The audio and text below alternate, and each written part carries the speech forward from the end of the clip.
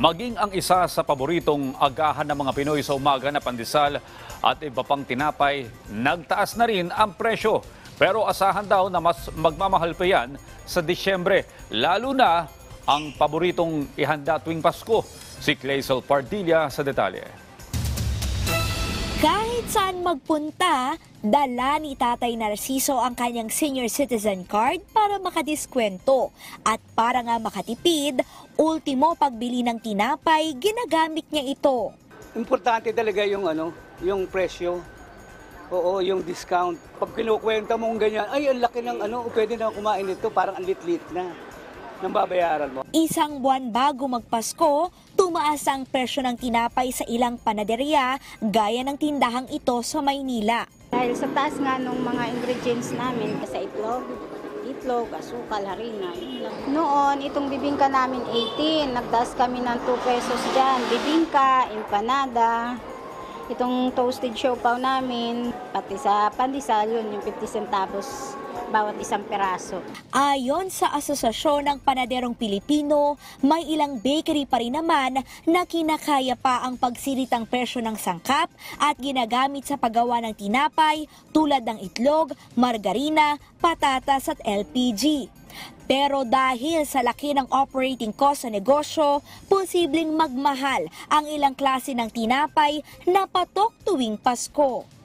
Ito yung nagpapahirap sa amin sa ngayon, na ito ang magiging o pwedeng maging sanhi para maggalaw ng presyo ng kanilang mga tinapay. Pagtaas ng tubig, ilaw, rental cost, yung repair ng aming mga equipment, dapat yan nami-maintain properly para kami ay huwag magkaroon ng problema lalo pa sa panahon ng Kapaskuhan.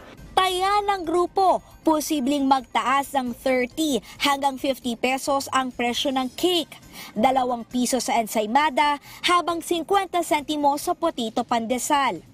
Kaya diskarte ni Rafi na tradisyon na ang paghahanda ng cake tuwing may okasyon. Handa pa rin ma'am, pero di gano'n siyang kalakihan, yung saktuhan lang, ang pamilya lang. Minsan lang naman tumaan sa saktuhan yun yung itchaboy na.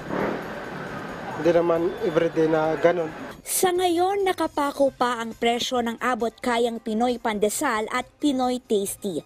Pero inihirit na rin ng ilang manufacturer sa Department of Trade and Industry ang dagdag presyo sa mga naturang produkto. It's very minimal lang po siya. Pero yung other expenses like yung fuel, parang taas din po.